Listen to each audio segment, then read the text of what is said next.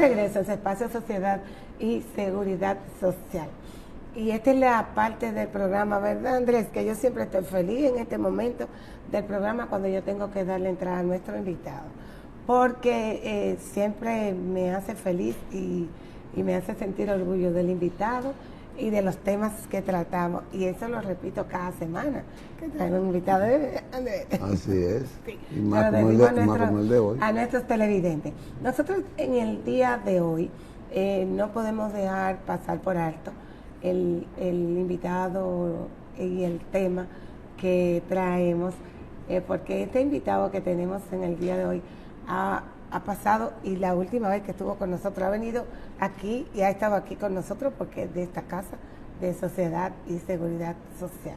La última vez que estuvo aquí fue cuando cumplió sus 40 años de servicio, de trabajo, en todo lo que es el sistema dominicano de seguridad social. Cuando hablamos de una persona que le dedicó 40 años, le ha dedicado 40 años de su vida a una acción, a un trabajo, a una labor, ¿verdad? Pues estamos hablando de la experiencia tanto en el ámbito laboral como esa experiencia académica. Nosotros definimos simplemente así para darle entrada a nuestro invitado, Arismendi Díaz Santana. Don Arismendi, muy buenos días. Dicen que muchísimas gracias, Isabel, muchísimas gracias, doctor, por estar aquí. Yo me siento como en familia y sobre todo doblemente alegre por el tema y porque ya es viernes y viene el fin de semana. Dicen que el doctor Arismendi es el gurú de la seguridad social. El gurú de la seguridad social. Por eso dije que con 40 años de trabajo, de labor, de servicio, no necesita más presentación, ¿verdad? Y yo le exhibo ahora una postura que es muy atinada y muy necesaria.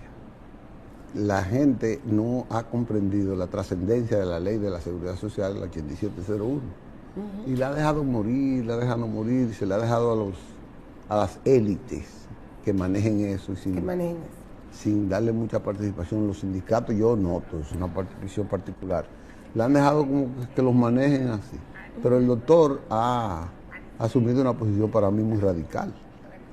Yo lo escuché esta semana en la postura de su libro Historia y Fundamento de la Seguridad Social, que es urgente, inminente la modificación de la ley de la seguridad social. Y él plantea muchas cosas, muchos términos, por qué es inminente, pero él plantea una desigualdad que para 20 años es como si fuera un abuso, una burla de lo que se ha hecho con la ley. Y entonces yo quiero que usted nos explique eso, doctor. Bueno, mire, la ley se concibió, como es natural, para proteger a todos los dominicanos y a los residentes en el país, porque la ley tiene una vocación universal. Y universal quiere decir, para que los amigos que nos están escuchando, el 100% de la población. Cuando la ley se aprobó, teníamos todavía un seguro social que no llegaba ni siquiera al 7% de la población. Por lo tanto, en estos 23 años se ha recorrido de una manera extraordinaria ese proceso, porque hoy ya las autoridades tienen afiliado a un 98.5% de la población. O sea que en ese sentido... En la parte de salud como que ha sido exitoso. Exactamente. Y en cuanto a la afiliación de la población, pocos países en América Latina tienen un porcentaje tan alto de afiliación, ¿verdad? De modo que ahí estamos ready, como dicen los jóvenes de ahora. Yo diría que estamos ready, entre comillas, por el tipo de afiliación, por la forma en que se ha hecho esa afiliación. Sí, no, a eso iba. Y entonces, pero además, doctor, usted sabe que, porque usted es médico, usted sabe que el servicio de salud en la República Dominicana siempre ha sido muy deficiente, particularmente en el sector público, donde los hospitales cada vez que se habla de hospitales la gente piensa en lo peor calidad, malas condiciones, filtraciones hasta en los quirófanos, deterioro de la planta física, ausencia de medicamentos, de insumos, de todo. Todavía tenemos 60 años en esas condiciones. Entonces la Ley de Seguridad Social propuso una serie de reformas para corregir esa situación. Y ahí es donde, doctor, estamos todavía muy atrasados, porque ninguna de las reformas importantes que plantea la Ley de Seguridad Social se ha ejecutado a pesar de tener 23 años de existencia de la ley. ¿Pero por qué no se ha ejecutado?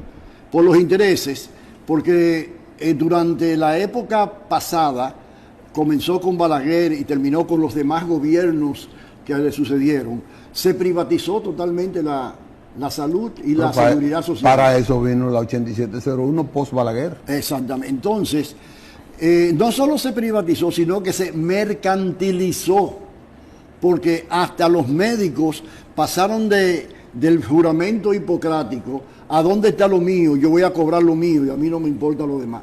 La mayoría no obedece a esa lógica, pero hay una cantidad de médicos que cada vez lo único que le importa es cobrar más al paciente, sin dar un tratamiento debidamente considerable a la población. Porque eso tiene que ver mucho con la debilidad de la inversión del Estado hacia el sector salud. Y además de eso... Porque ahora es que, por la lucha de los médicos, ahora es que está teniendo una reivindicación más o menos regular. Sí, pero los médicos, no la población. Bueno. Porque esos aumentos a los médicos no necesariamente se traducen en servicio. Pero eso es lo que le falta al Estado, disciplinar a los médicos para que traduzcan eso en servicio.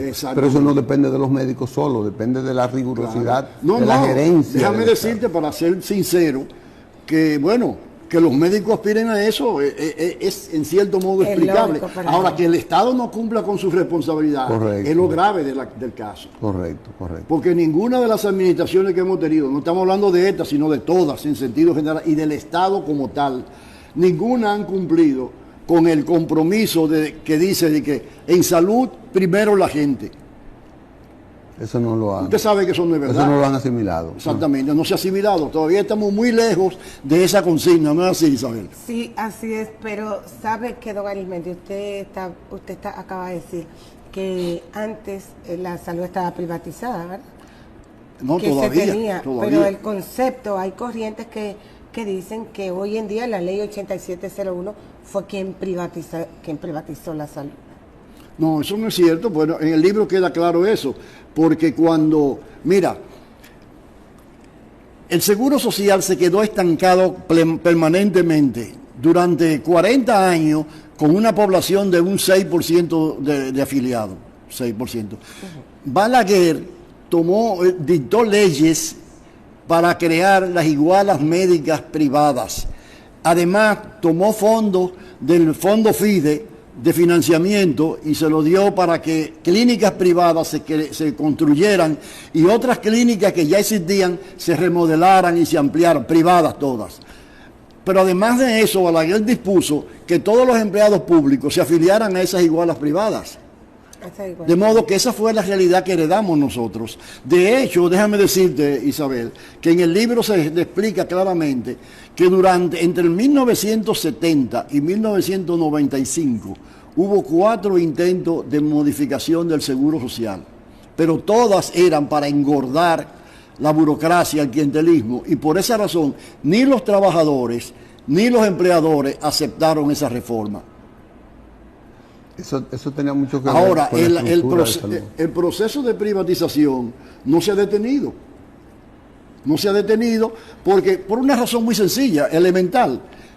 ¿Cuál es la política gubernamental de todos los gobiernos que han sucedido con diferentes matices democráticos? Invertir lo menos posible en salud pública, ¿no, verdad? Y invertir inadecuadamente esos recursos, dar un mal servicio de salud, y como la salud es lo primero para la población, cuando tú tienes un mal servicio, tú buscas el sector privado para salvar tu hija o un paciente o un tío tuyo. Entonces, ¿qué quiere decir eso? Que mientras más deficiencia hay en el sector público, más se desarrolla el sector privado. Seguro. Pero es que un segundito. Eso mismo ocurre en educación. Mientras más inestables son las escuelas públicas, mientras menos enseñanza y calidad tienen nuestros hijos en las escuelas públicas, más propensión tenemos a llevarlo a un colegio privado. Sí. Tanto así que ustedes saben, este es el único país de América Latina donde hablar de hospital es hablar de pobreza y hablar de clínica supuestamente es hablar de calidad y de Ciertamente. En otra parte, hospital es un hospital donde te dan servicios de calidad con buena atención, sea público Porque son o sea privado. son centros académicos Claro. del Estado para salvar. De hecho, ustedes recuerdan que cuando a Reagan le hicieron un atentado, lo llevaron de emergencia al Washington Hospital. En Estados Unidos esos son hospitales. Y el concepto de hospital en Estados Unidos, en Europa y en la mayoría de los países de Sudamérica es de calidad, es de atención. Aquí no. Tú me dices a mí, mira, escúchame el ejemplo, tengo una tía, acabo de venir, me la llevé al hospital de una emergencia y yo digo, esto es un pobre. Porque le dan el trato de pobre. Claro. Sí, y por la calidad que... Pero además de eso, señores, en estos días, varios comunicadores, programas de mucha credibilidad en el país, han estado reseñando la pobreza que hay en los hospitales. Y además, usted se ha atrevido a reseñarlo en este libro. Así es. ¿Verdad? Sí. Que vamos a ver si nuestro director nos presenta en pantalla. Yo le envié la imagen del libro que acaba el don Arismendi de poner en circulación en esta semana y que es uno de los motivos por el cual él está aquí en el día de hoy. Historia y fundamentos del Sistema Dominicano de Seguridad Social. Yo creo que tenemos en este libro como una recopilación general de todo lo que es el sistema general, el Sistema Dominicano de Seguridad Social. Pero fuera de lo que es una recopilación general, yo creo que salimos del confort de estar como posando para las fotos, como yo digo, porque este libro dice la verdad de lo que refleja completamente el sistema. ¿Verdad? Sí, Tú que lo estabas leyendo. Yo quiero que vayamos a una pausa porque desarrollemos el tiempo que falta en temas del libro. Porque hay muchos términos ahí, hay conceptos que él tiene que explicarme sobre eso. Así es. Don Arismendi se atrevió. Y antes de irnos a la pausa, sobre todo lo que me gusta del libro es que el libro, yo he escuchado y el mismo Arismendi ha dicho, bueno, va a ser un referente para las autoridades, para la toma de decisiones, ahora que se piensa, se modificará la ley en este cuatrenio, porque ya en este año no será. Pero yo creo que él va a ser un referente, no para las autoridades de ahora, sino para las generaciones futuras. Poder, ¿también? Cuando tengan este libro en la mano y ver y valorar lo que ellos tienen en ese momento y ver lo que usted refleja aquí en el momento del libro, lo que tenemos. Pero no solo eso, sino además, Isabel, hay ahora mismo cerca de 4 millones de dominicanos que no conocieron la situación anterior y que por lo tanto no pueden establecer comparación. El libro lo narra bien ahí. Así mismo. El libro hace una explicación comparativa de eso. Vamos a la pausa. Nosotros nos vamos a la pausa y en breve volvemos. Estamos de regreso en su espacio de Sociedad y Seguridad Social. Y recuerden que estamos conversando con don Arismendi Díaz Santana acerca de la puesta en circulación de este libro que él acaba de publicar. Matos, estábamos conversando con Arismendi ahora fuera del aire, tú le haces una pregunta, que nosotros vamos a comenzar de atrás para adelante con el libro, porque la primera parte es salud y la pensión está en segundo lugar, pero vamos a trabajar el tema primero de ¿tú sabes pensiones? qué es lo que más le está preocupando a la gente? Las pensiones, porque una cosa que dice el doctor ahí, que el 85% de las personas con condiciones de pensionar no va a recibir la pensión de calidad. Y yo quiero que él me diga en qué tiempo y por qué eso ocurre. El 85% es una cifra astronómica. Mira, eso ocurre porque la mayoría de los trabajadores dominicanos no tienen suficiente estabilidad laboral. Por ejemplo, una persona trabaja 5 años, lo desemplean, dura 3 años fuera achiripeando, haciendo algún negocito, luego vuelve a trabajar, etcétera, y no logra acumular los 360 meses que establece la ley. Como límite. Eso es por un lado. Pero por otro lado, yo explico en el libro que cuando yo hice los cálculos actuariales para la ley de seguridad social, a mí me daba un 12% para pensiones. Sí. Pero ese 12% más un 10% de salud son 22, más un 1.2% para riesgos laborales son 23.2. El CONEP y los sindicatos mandaron una carta al Senado de la República diciendo que ellos apoyaban la ley, el proyecto, pero que no podían aportar más del 21%. Entonces, hubo que reducir un 2%, pero ese 2% se le redujo a pensiones, no a salud, porque salud lo primero. Seguro. Y era lo más importante, al fin y al cabo, porque la gente en la vista pública decía, las pensiones son importantes, pero la salud mucho más, porque si yo no tengo salud no llego a tener pensión. Es cierto, es la lógica de lógico. Es lógico. Bueno, entonces, fíjate lo siguiente, se redujo un 2% esa pensión. Hay mucha gente que no está trabajando regularmente. Y además de eso, no se ha aplicado todavía el régimen contributivo subsidiado. Porque en el régimen contributivo subsidiado era que si yo estoy trabajando 5 años en la administración pública, en el sector privado, y me desemplean, entonces yo comienzo a trabajar en el contributivo subsidiado. Y entonces sigo cotizando.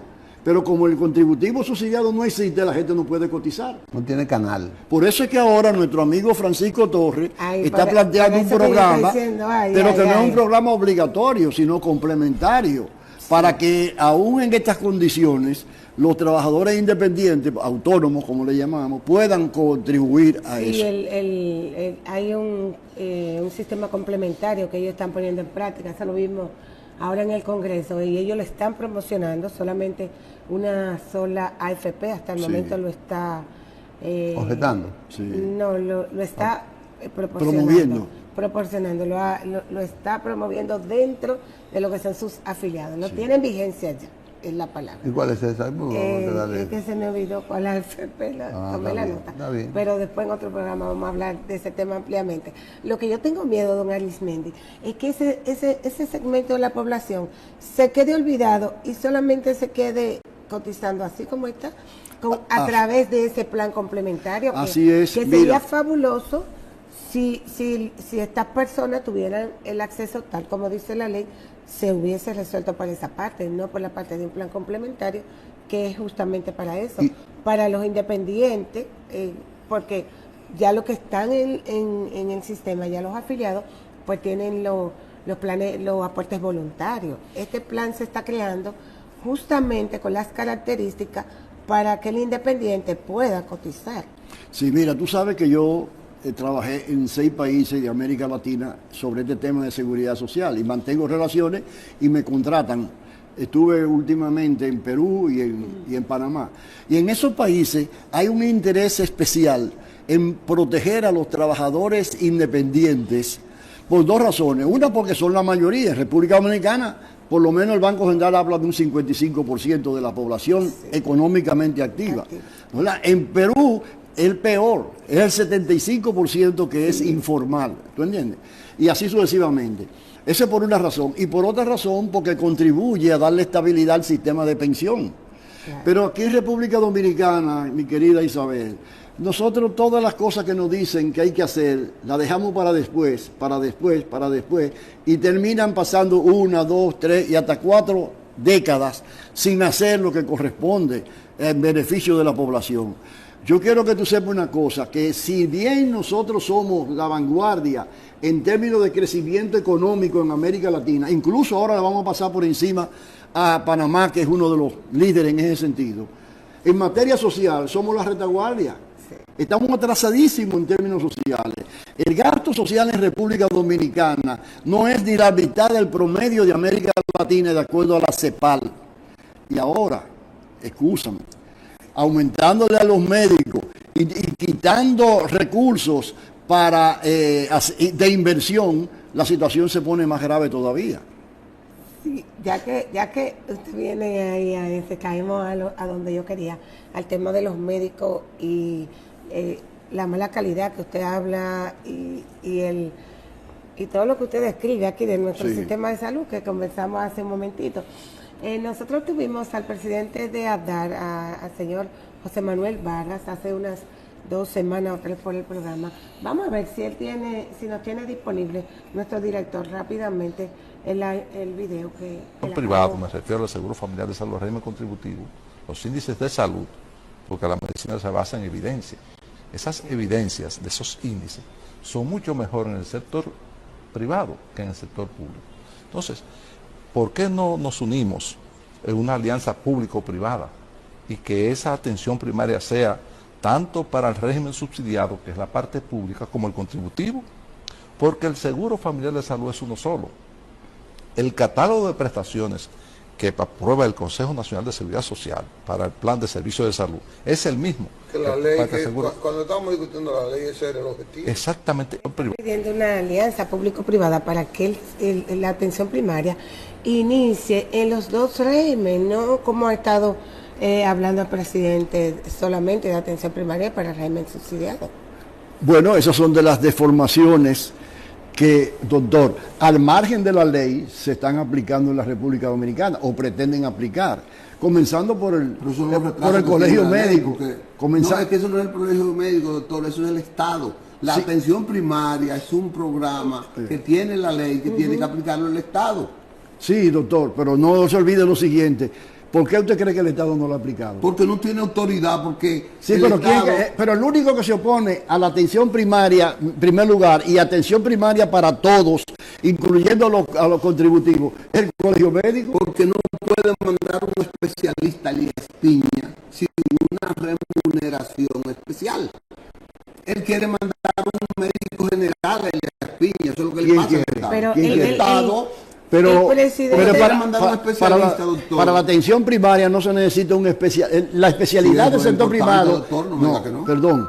La especialidad en la atención primaria es de medicina familiar.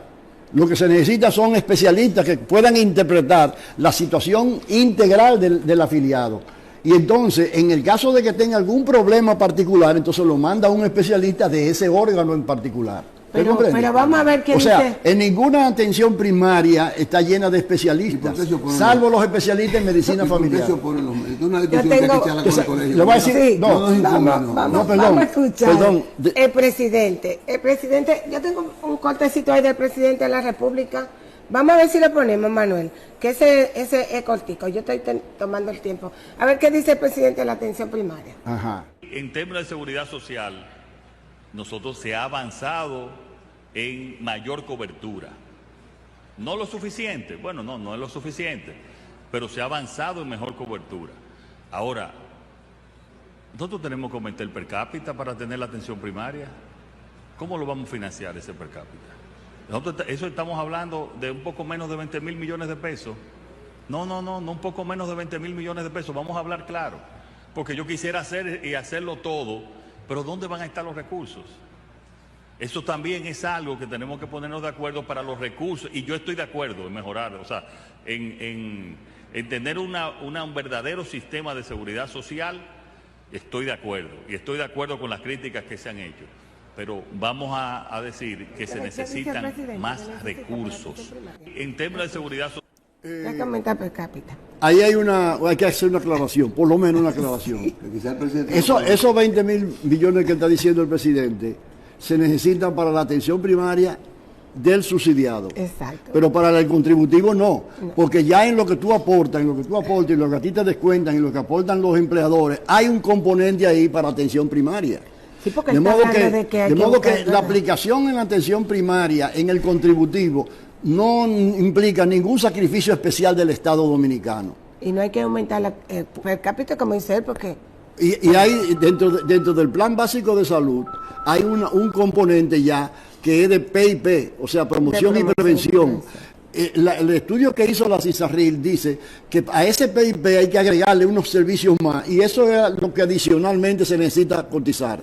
Pero haciendo una recomposición de la cápita, con esos recursos se completa para comenzar. Además, finalmente, la ley plantea la gradualidad. Exacto, vamos a comenzar, no la conoce. Vamos a comenzar hace la 15 gradualidad. años pudimos ir invirtiendo por el Estado, aumentando el PIB del sector salud.